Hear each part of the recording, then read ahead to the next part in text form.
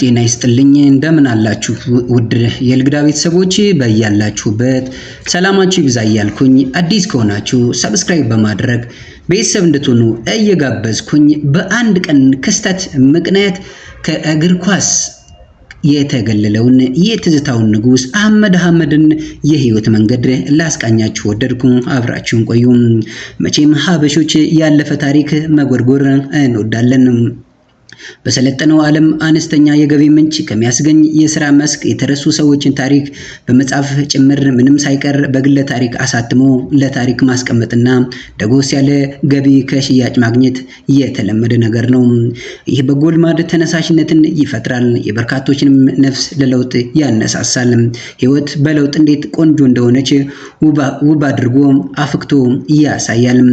በአገራችን ለስኬት ከበቁ ግለሰቦች መካከል አንዱ ለመሆን የቻለው መሐመድ አህመድ እንደዛሬ በሙዚቃው ዓለም ከመንገሱ በፊት የህይወቱ በጥረት የተሞላ ነበር። ከተሰማራባቸው የሙያ መስኮች መካከል እግር ኳስ ያፈቅር የነበረው በመሆኑ በሀገራችን በምስረታዊ መጀመሪያ ለሆነው ታላቁ ክለብ ቅዱስ ጊዮርጊስ ከደጋፊነት በዘለቀ ማሊያውን ለብሶ በመጫወት በክለቡ ታሪክ ካለፉት ባለታሪኮችም ውስጥ ለመተካት ተችሏል። መሐመድ አህመድ በ1950ዎቹ መጀመሪያ የቅዱስ ጊዮርጊስ የተተኪ ቡድን ግብ ጠባቂ የነበረ ሲሆን ዛሬ ወጣት ቡድን ተብሎ ከሚታወቀው ተስፈኛ ተጫዋቾች ከሚይዝበት በዚያን ዘመን ደጋፊዎች አቋቁመው ከነበረው ተስፋ ቡድን ነበር መጫወት የቻለው። ደጋፊዎችን በፈቃደኝነት ካቋቋሙት ቡድን ተጫዋቾች ይመለመልና ብቁ የሆነው የተገኙት ዋናው ቡድንን ለማሳደግ ይያዛሉ። መሐመድ በዚህን ቡድን የቅዱስ ጊዮርጊስ ግብ ጠባቂ በመሆን እግር ኳስን መጫወት ጀመረ። የትዝታው ንጉስ እንደ ማንኛውም የልጅነት እድሜ እኩዮቹ እግር ኳስ ጨዋታ መውደድ ብቻ ሳይሆን የሙሉ ጊዜ ስራው አድርጎ ለመቀጠልና በእግር ኳሱ ጥልቅ ቦታ የመድረስ ዓላማ ሰንቆ ተነስቶ ስለነበር ሐሳቡ ወደ ኳሱ ያመዘነ እንጂ የሙዚቃው ህይወትና ገና አላሰባባትም ነበር። በትርፍ ጊዜው ቀድሞ የኢትዮጵያ ሬዲዮ ጣቢያ ይገኝበት በነበረው መልአክ ጫማ መጥረግ የቅዱስ ጊዮርጊስ ጎል እየጠበቀ ስመጥር አካባቢ አቡነ ጴጥሮስ በሚገኘው የአርበኞች ሆቴል ይሰራ ነበር። ኳስ ተጫዋች በመሆን በመሐመድ ህልም ውስጥ የሚገኝ እቅድም ነበር። የቅዱስ ጊዮርጊስ ተተኪ በረኛ ሳለ ወደ ዋናው ቡድን ለማሳደግ የማይገፋው ባላንጣ ስላለ በወጣት ቡድን ለስንት ዓመት እንደሚቆይ እርግጠኛ አልነበረም።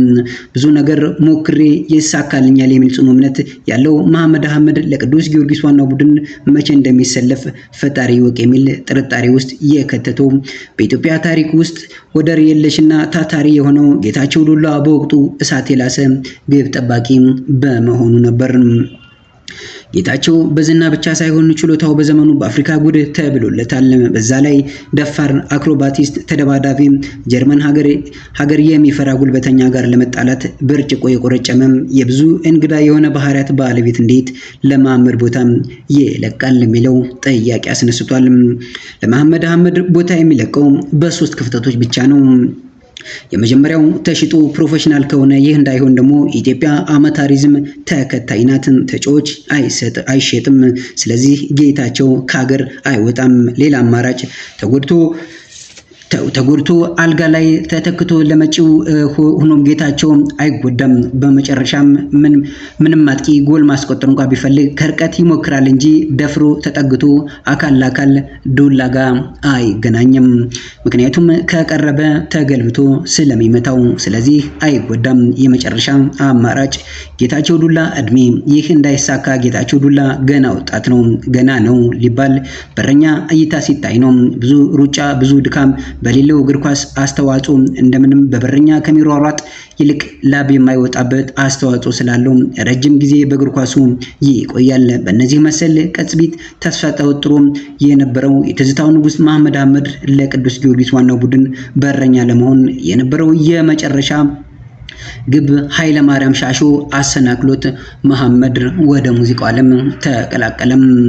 ቅዱስ ጊዮርጊስ ከፖሊስ ጋር ባደረገው ጨዋታ በኳስ እንቅስቃሴ የመሐመድ እግር ሰብሮ ከኳስ ዓለም ያሰናበተው መሐመድ አህመድ በወቅቱ ሕክምና አድርጎ ወደ ኳስ ለመመለስ ጉጉት የነበረው ቢሆንም ሻሾ ያደረሰበት ጉዳት ከፍተኛ ስለነበር መጫወት አልቻለም። ከዚያን ጊዜ ጀምሮ አሁን ድረስ መሐመድ አህመድ ኮንሰርት ላይ ለረጅም ጊዜ ሰዓት እየዘፈነ ከቆየ አሊያም መድረክ ላይ ብዙ ከጨፈረ እግሩን ይሰማዋል ያማዋልም። መሐመድ በደረሰበት ጉዳት ምክንያት በኳስ መቀጠል እንደማይሆንለት ስለተገነዘበ ፊቱን ወደ ሌላ ሙያ ማዞር ችሏል። እግር ኳስና መሐመድ አህመድ በዚህ መሰል አሳዛኝ አጋጣሚ ተለያዩ። የጌታቸው ዱላ ተተኪ የመሆን ህልም በዚሁ ከሰምና መሐመድ አህመድ የህይወት መንገድ ወደ ሙዚቃው ዓለም መራቸው።